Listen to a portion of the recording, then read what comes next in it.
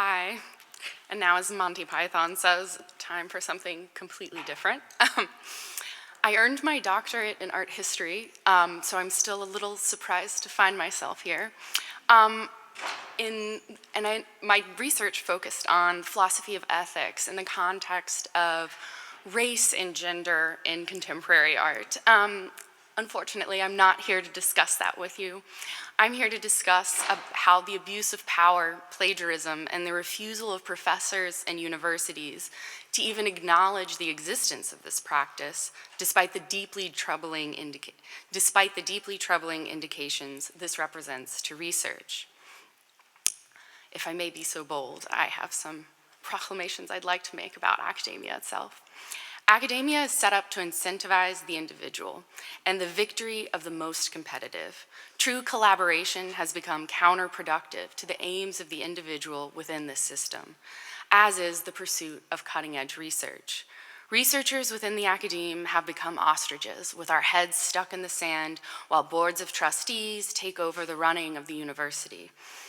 We academics are only rewarded if we remain blindly and micro-focused on our own intensely specialized research pursuits, so much so that we have forgotten the whole. We have sacrificed the forest to save a single tree, our tree. The answer to why and how this has come to be has been a subject of my research for the past 3 years. In researching for my yet unfinished book, Meritocracies and Other Fables, The Cost of Being an Ethical Academic in a Broken System, I began with the question of why original research is no longer a reality, but rather a pipe dream of the university. I realized that to know the answer to that question, I had to follow the money. I examined the very structure of the university system in the United States itself, and just how it has changed to become nearly identical to a corporation in a slow but steady hostile takeover that has been at an accelerated pace since the 1970s. Through the research for the book, especially with the off-the-record interviews with deans, department heads, and professors, I reached that dangerous point of nihilistic frustration as to why and for whom this book was even intended. It became hard to see the light at the end of the tunnel because it all seemed to point to the troubling indication that it's already too late. Academics in the United States have been warning about the university's steady shift away from the pursuit of knowledge or education itself in earnest since the 1950s.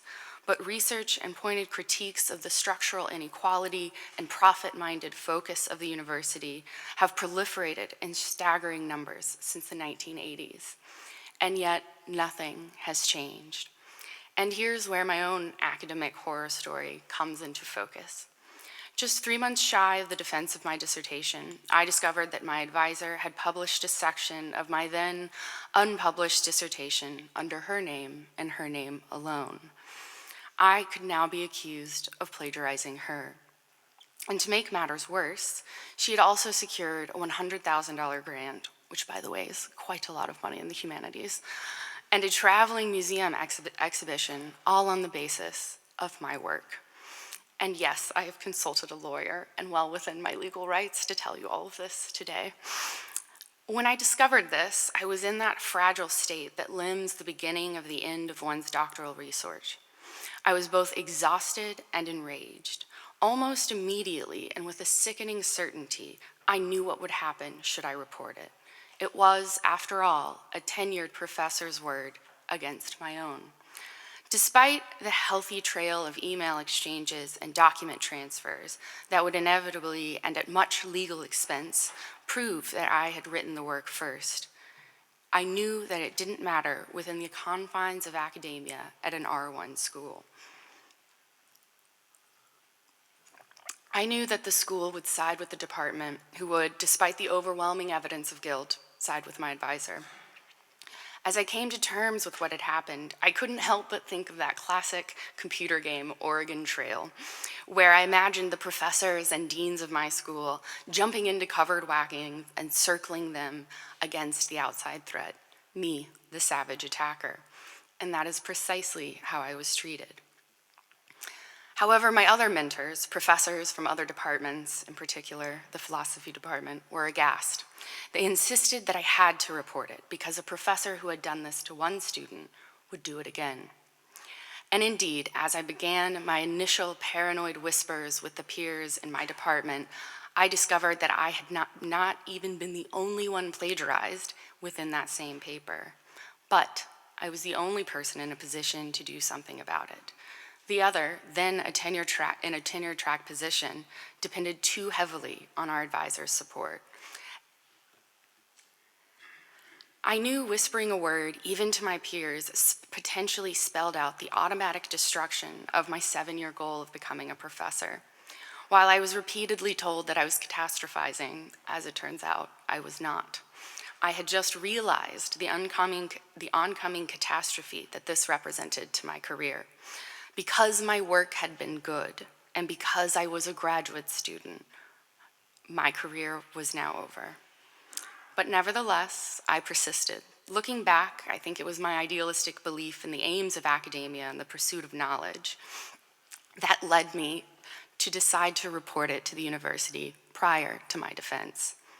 The way in which I was belittled, mocked, and dismissed pales in comparison to the clear violation of my civil rights by the hand of my university. Now, perhaps, with the sham that was our impeachment trial, I should no longer be shocked. Before I began this process, I found a lawyer who specialized in intellectual property and who agreed to offer counsel at a steep discount out of sheer fascination for the case. As it turned out, in the US, there was absolutely no legal precedent for a graduate student or a junior professor reporting an incidence of plagiarism by a superior. As I would later find out, this was in no way reflective of the amount of times this actually happens within the supposed noble confines of the ivory tower. To make a very long story involving not one, but 3 different lawyers, and a very tense defense of my dissertation short, I did, in fact, lose my career. In a dull basement conference room, I sat facing my dissertation committee of 4 professors in order to defend my dissertation. When my advisor would not make eye contact with me, I knew that my confidential report to the school had been nothing of the sort. My advisor knew and was radiating both rage and fear. My advisor then proceeded to eviscerate the very same chapter from which she had borrowed, ultimately declaring that she would not give me my doctorate until after I removed the very same section that had been plagiarized. I stumbled out of the defense in a daze, and one of the other professors on my committee held back to mumble something of an apology. And for the first time, I looked at her in defiance and said, "You and I both know what just happened. I was denied my PhD because I produced good work." And then, like in the movies, I got to utter the statement, "You'll be hearing from my lawyer," and really mean it. Things escalated very quickly after that. Naturally, I refused to remove the portion of my dissertation that had been plagiarized in order to get my PhD, which is where my lawyer stepped in and spent weeks sending tense letter after tense letter to my university until eventually my advisor had no choice but to acquiesce to the threat of a very public legal battle and sign off on my PhD with my dissertation intact. But that came at a very high cost for me. After this small-scale scandal, I lost all of my contacts in academia, even those who had initially urged me to report it. Apologies, I have a bit of a cold. I had the feeling as if I had just become toxic waste, an unfortunate byproduct of the university system, and not to be associated with. While my peers quietly removed my advisor from their dissertation committees, they publicly and professionally shunned me. And let me be clear, I do not blame them. Had the situation been reversed, I'm not sure I can say I wouldn't have done the exact same thing. Simply too much is at stake. One thing that remains the same across the humanities and the sciences is recommendation letters, word of mouth, and the absolute power of a mentor or advisor over a graduate student's fledgling career. Why risk your career for the sake of a sense of righteous indignation over someone else's problem? Especially when one has little to no power within that system. To quote contemporary artist Jenny Holzer, "The abuse of power should come as no surprise." And this is precisely why nothing has or will likely change about the structural inequalities of academia. It is a system set up to ensure that once you earn the power within it to change the system, you want to do nothing of the sort. After all, one's own research goals are far more important. Which is the conclusion that, a year and a half later, my research for my book into this matter would inevitably bring me back to. The totalizing power of the hierarchy of academia, of research, and of the pursuit of knowledge is not something to be trifled with, nor is it, I would argue, something we can truly change in our lifetimes. I earned my doctorate and the dust settled. I began to grapple with the reality that I no longer had a career and would be starting over. With this, I became angry. In fact, I became indignant. I was convinced I was not the only one to whom this had happened. There had to be others. In my research down the dark rabbit holes of Reddit threads and graduate student forums, I had only read whispers.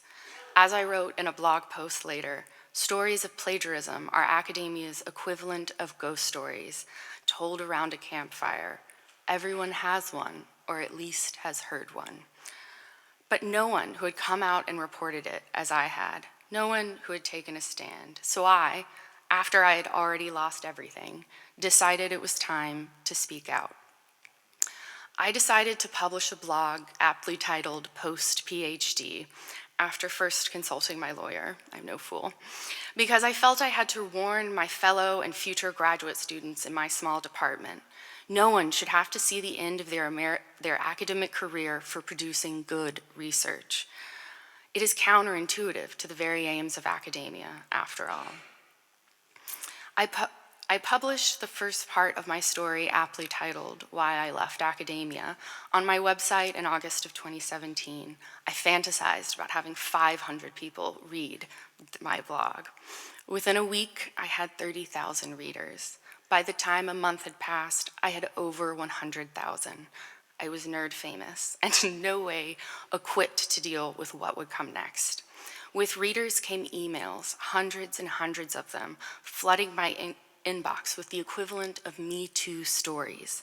Long-tenured professors wrote in sharing their experiences, begging that I maintain confidentiality of stories from when they had been in graduate school, some as long as 20 years ago.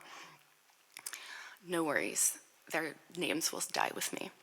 Graduate students in crisis reached out to me, begging me to tell them what to do.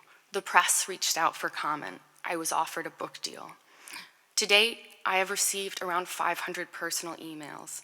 Their stories span across the globe.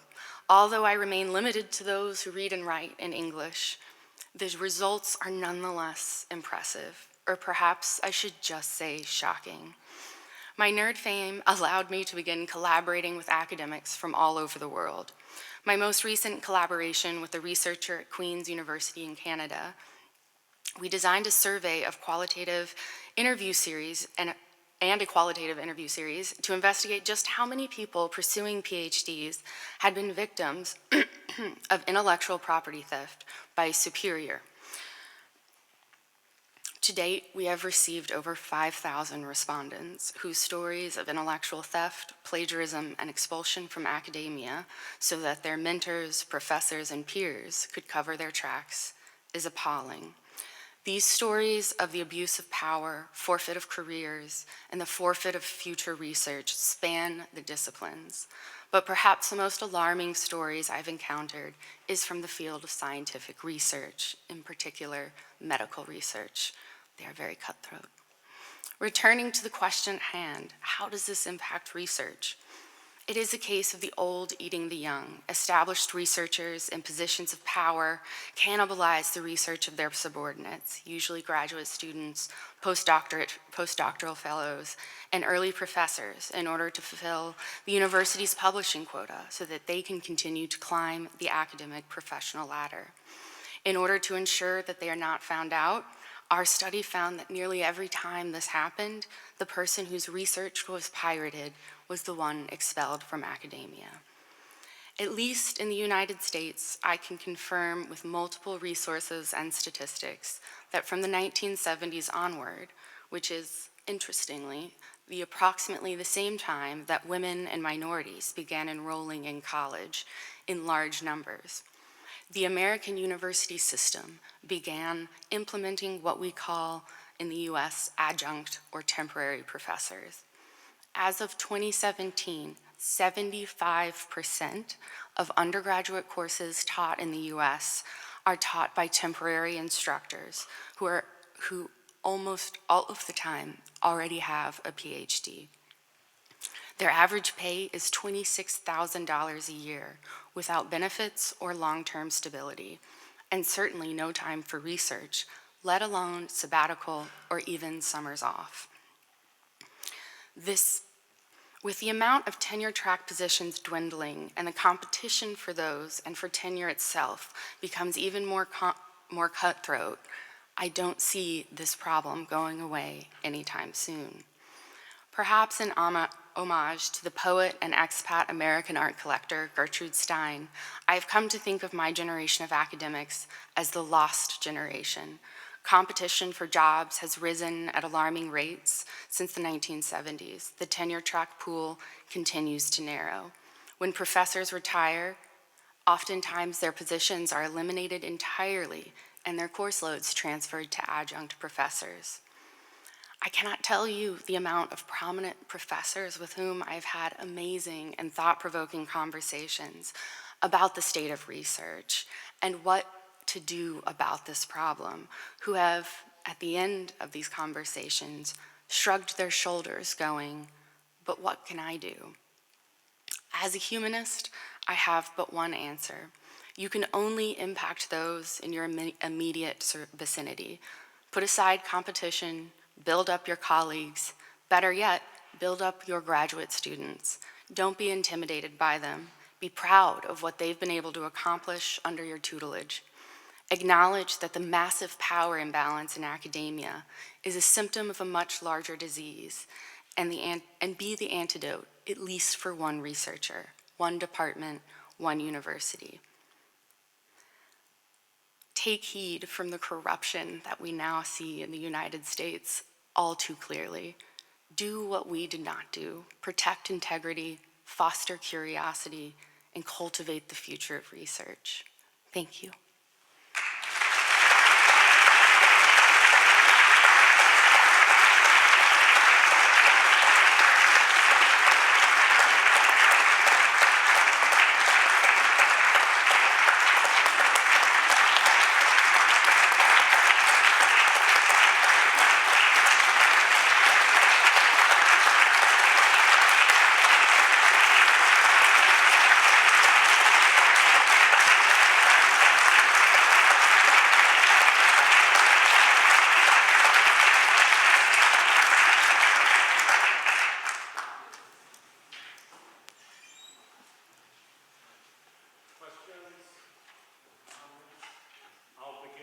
Saying, again, thank you so much for being willing to be a witness even to your own story, but as you yourself said, you were a witness for many, many more stories than we should need witnesses for. So thank you so much for speaking out.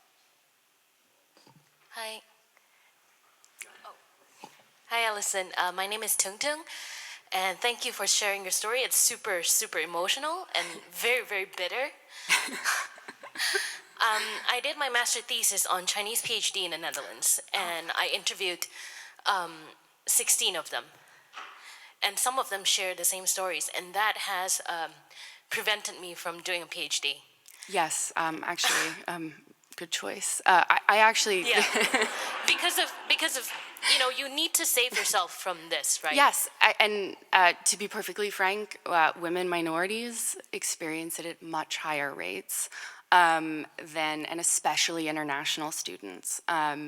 It's absolutely a problem, and that's one of the troubling indicators that, sort of from an activist or political perspective, I think is particularly important to raise, just so we can get a little bit more diversity in the field. Absolutely, and I think we should work together because yes, in let's do. Freakonomics, they talk about why drug lords actually still stay with their mothers, or drug people. That's because there's a lot of people dreaming of taking all the power and are willing to forego fair pay wages and everything to go with it in order to be at the top. And that's why the situation you're describing is actually very similar. So I think we're definitely heading into narcodemia I love in that 21st comparison. century, and something needs to be done about it. And I thank you so much for this very, very powerful story. Thank you. Of course, if you want any data, I've got some. Allison, thank you very much. It's Anne-Marie Corriette from the Wellcome Trust. These are issues that, quite rightly, you have called us all out on, and these are things that I think very powerfully, as you summarised, we have all got some power to do something about. Wellcome Trust, as a global foundation, has just launched a report where we have been trying to gather as much data as we can on what the challenges are with the research culture as it currently Wonderful. exists. I will send you the link, which yes, let's is talk. essentially what researchers think about the culture they work in. Oh, wow. And there we are should. 5,000 respondents across the world in a variety of different settings. But the issues you raise, unfortunately, are mirrored in that report. When we ask people whether they would feel comfortable speaking out about bullying, and that could be for race, for gender, for plagiarism, for all sorts of things, what we find is 62% either say no or they are unsure. Yes. And of course, you've got a variety of different levels. This is quite a superficial thing at one level. Yes. I'll tell you a little bit more, anybody who's interested, tomorrow about what we're doing about PhDs and training and research culture. Wonderful. But I think if one thing I could say is, we all have a role to play in this, and we all have a role to play in evidencing what's happening, consequences, and how we might start to make improvements in it. Yes. So I urge us all to think very carefully about that. Our data is freely available. We are really looking to share that and to work with whomever we can to make a difference. I'm just so impressed that this is being done. Well, I'm impressed by your very thorough story, and I'm very sad that it happened. Yeah, it's more of a comment and I'll end with a question. Claes Frostel, I'm professor at Karolinska Institute and scientific representative. That means that young people can come to me with their complaints, and I can assure you that already in my first half year I have several stories that are similar to yours.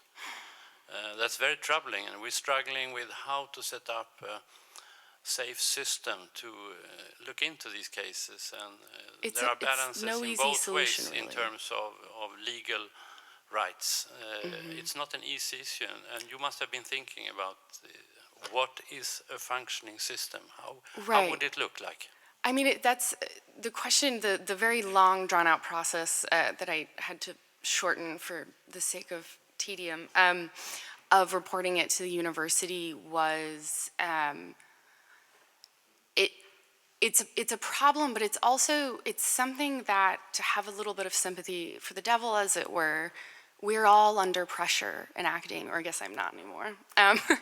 But the pressure to publish, the pressure to do everything, to wear all of the hats, has produced a very toxic culture where privilege has been mistaken for power.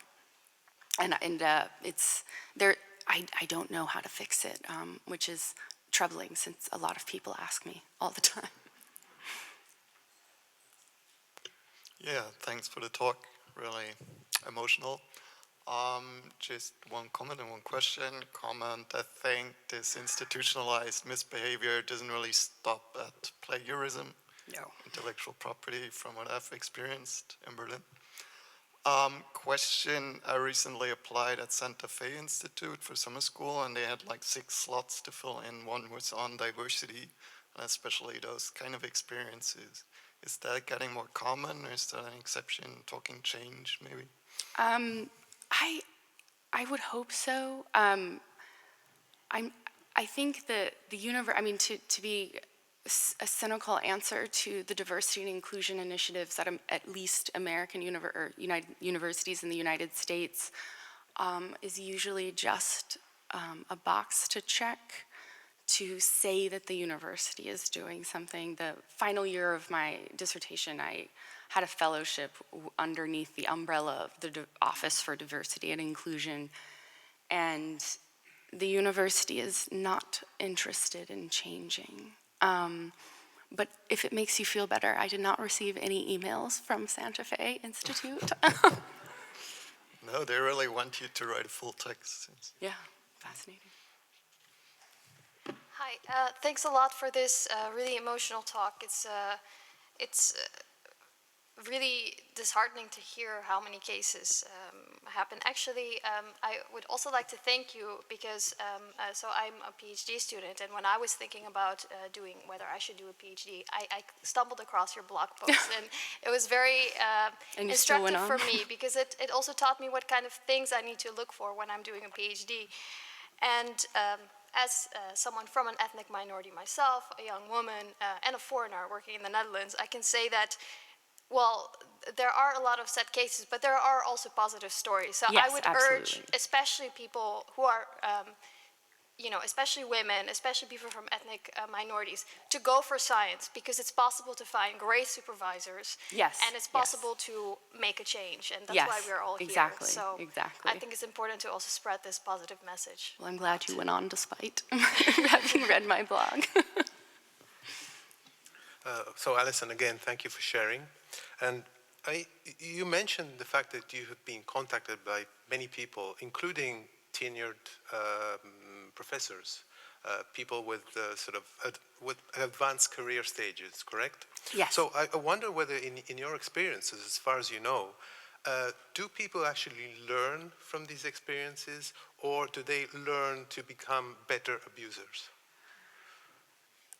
Probably the latter. I don't, I mean, it's sort of, again, I'm from the humanities, which is sort of always an echo chamber, but the thing that I think frustrates me the most, and perhaps why I don't like talking to my own kind, I prefer speaking with scientists much more, is that there is a lot of talk and very little action and very little engagement. Like most of, even heads of the departments, I would tell them something about like the financial structure of their university and ask a question, and they wouldn't even be familiar with it. They wouldn't even know how funding is allocated. And I think this is because they're too busy. We have to publish. It's professors are asked to do far too much, and there are fewer and fewer of professors. And I think, unfortunately, we're all going to have to roll our hands up and get mired in the nitty-gritty of the way that the university works and speak with the board of trustees, who are almost always alums and very, very wealthy white men. And then in the very back will be the last question. Hi, Peter Vito, University of Oxford, and so maybe this wouldn't have helped so much in an art history PhD, but for the people who are in this room and early career folks, I'm a PhD student myself, and I have a very good relationship with my advisors. I'm not particularly concerned about them, Phew. which is nice and a luxury. And but if you are concerned, I do think there's things people can do also to protect themselves. In addition to these changes at the institutional level, things you might hear open science words like registered reports or pre-registration of research, putting things in the science framework, putting things on GitHub for our, either like quantitative focused biomedical research. There's steps you can take to potentially protect yourself from something like this happening. And I think considering how those could work for you, if this is something you're concerned about, would be something worth looking into. Absolutely, there's none of those sort of controls in the humanities. But I also, just sort of speaking back to the point about bullying, I think that even if a system is in place that is actually functioning, the culture of academia itself must also change. Where, I mean, as a graduate student, you can't afford to speak out. You can't afford to report your advisor. I mean, that's suicide. That's career suicide. So it's, yes, there are measures in place, but it's if you can even use them without being indirectly penalized. Hi, Allison. I'm Chris from Liberate Science. And I think your story is, your narrative is very powerful, and I think you do very well in picking out the power structures. And I wonder whether you think that with increased student debt, for example, it gives more leverage to the people in power, and whether we can, you say, okay, we might not be able to reform it, but do you think that we would have to even see where is this system nested in, and change society to be able to change this to begin with? Absolutely. Where I sort of ended with my research was nobody cares about education anymore. Nobody cares about actually educating undergraduates. Undergraduates have far more rights than graduate students because they're paying customers. And the issue of student debt in America is almost incomprehensible. There's no way that we're all good for it. There's no way we'll all pay it back. But there's also no reason why college should cost $60,000 a year. So I think it's just going to get worse before it gets better. But perhaps, I mean, Americans, we have been loath to do anything to counter, shall we say, corruption, but I think something has to change. There must be a revolution brewing. Very quick comment. So thanks so much. That talk was great. I'm like stupidly proud that I've never cried at work. I've been in academia Right, for like 25 same. years, and you made me teary, so damn you. But I wonder, so I'm an American too, working in the UK though, and I wonder if you have any recommendations you could give. So right now I feel like there's maybe a little bit of a movement, an activism movement, and so I think a lot of us just are entirely uneducated in Yes. power structures, in activism. Yes. Like deeply uneducated. I mean, I confess I was as well, right? This is why I have tried to post everything on my blog, and honestly, Twitter is where the revolution will begin. Academic Twitter is fascinating. Names, please. Yes, oh gosh. Yes, Academic Batgirl is one. She's very good. She's a professor, I believe, somewhere in Oregon, but she won't disclose. Yeah, or just follow me. I'm post-PhD, or type in my name, Allison Harbin, and then click on the people that I follow. We're all engaged in this conversation. Unfortunately, most of us are academic expats, as it were, and graduate students. Thank you again, Thank you. Allison, and